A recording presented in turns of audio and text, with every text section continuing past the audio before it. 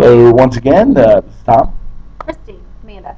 and we're actually on location this time. Not at Mercer as we usually do, but we're actually in the classroom. Just finished the last class, yay! And we are going, and this is our last reflection.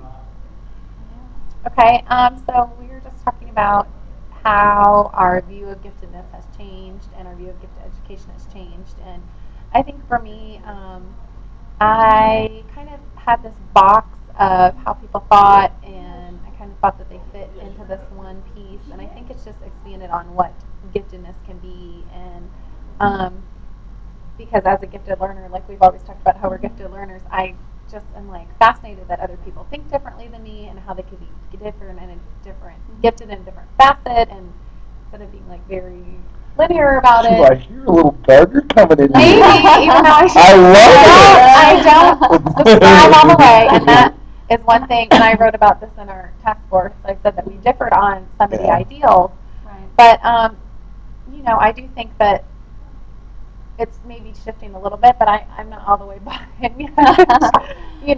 Right. So, yeah. Anyway, yeah. I think my philosophy is, I don't want to say it hasn't changed at all, because it has a little bit. I do think, I was totally opposed to Gardner at the beginning. I'm like, no way. He may be uncomfortable, but I can see, now I can see that how he got to the theory that he came up with. I can see a little bit more and understand it more, I think, because I understand the different theories. And I think learning about the different programming options has kind of changed my theory on that a little. I used to think, you are or you aren't. And it was an all or nothing thing, but I think I understand a little bit better now how giftedness can shift and how it can manifest itself in different ways in different people. And so then I do understand how Gardner reached, the conclusion that he came up with. Although I still don't fully agree with Gardner. it's a little too kumbaya for me. Yeah, it's a little too, everyone's gifted. I don't know if I agree with that, but I do see the different facets that I didn't see before. Now, as you know from hearing these, I was pretty much a gung ho Gardner guy to begin with. I mean, I was like, everybody's gifted in their own special way. I was that guy. But now that I've actually gone through this program, I've noticed that maybe not so much. Oh, you're coming over. Yes. You guys are coming over a little to my way. I'm coming over to your way, and we're meeting in the middle. Yes. I mean, I can understand. There are kids that have their. I mean, I still believe that everybody has their own special ability. I mean, my nephew. He's a special needs kid, but he's an amazing artist. I mean, the kid can draw, and do anything. And all he wants is coloring and stuff like that to do. It's his thing. But I mean, would I call him gifted in it? Probably. But other areas he's not so gifted at all. I mean, he's a struggling reader, and I mean logic he is actually he's really well. But there's, as I said, there's everybody has their own little unique. I think everybody has their own little unique niche. And the deal is to find that niche. And I think that's one of the challenges that we have as educators. Yeah, and kind of like what Christy said before is, I used to think it was more black and white, and now I think it can be thought of as like a tiered. Mm-hmm. Yeah. I hate to say like how gifted are you, but it's like, do you have one facet or do you have five? Yeah, I agree with you. I'm kind of thinking of it more that way. But as far as like the survey that we took at the beginning of the year, I don't know if my answers would change that much, because it had questions like, what does the gifted child look like? And being a gifted child immersed with other gifted children, I never, like when people said the stereotype of that they always have the glasses, they're always male, they're white nerds, I have to come to the conclusion, well, like your little picture, think, oh, well, yeah, kind of like how it's portrayed in TV, but I never, when people say gifted, pictured that, Right. Right. So I think that I always had a broad understanding of, like we had talked about before, what a gifted person was. It's just the definition of who is gifted is kind of changing for me. And I actually recommended 4 of my kids this round.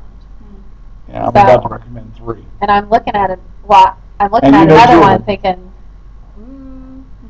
And even though we've talked about like how our school we don't think does the kids justice, I think of it as a future. If they already have the label Yeah, in middle school and high school and college, it will gets help better. them more. And it gets better for them. In the city schools, like, whereas the elementary level gifted programs aren't so good, it gets better as it goes up.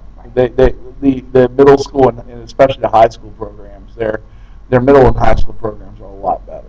And they'll be tracked like in AP or honors with like minds, and I think that that's important. And they don't need to screen or fight for their place in those classes.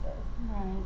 I would say though that this class did kind of open, as a parent of children in the city school gifted program, that my view of gifted education has changed a bit, because I think I know more now and I see the deficiencies in the program more so than what I saw before.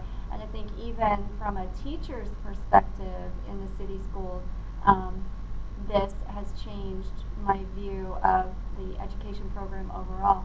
I said, again, I can see the deficiencies in the program because I see what else there could be, and then what we have versus what we could have, what we could offer children, but we don't, because it's inconvenient for the budget, or it's inconvenient for our staff. Or that's the way it's always been done. That's right. That's the We way hear it's that a lot. always been done. Oh, we've always done it that way. That person has always done that. Right. Or, So I think it's kind of made me mad, honestly, Yeah. about what we're doing, and kind of a little angry about it in general, because these are my kids. I can see from a teacher's perspective. Oh, I want the best for all my children, but looking at it from a parent's perspective, oh, hang on, these are my kids. Yeah. These are my kids that are not getting what they need, and so I think it's a little bit of an unusual perspective, I think. But even not as a parent, I felt that way. Right. Like, those are my kids, and you're denying them what I know, and I become frustrated and very upset. And I know that Dr. Abel has heard, and we've voiced this in class, like being in the classroom and not being able to give those kids what they need. And I think you and me not having kids, I think we look at it. We look at our students as our kids. Right.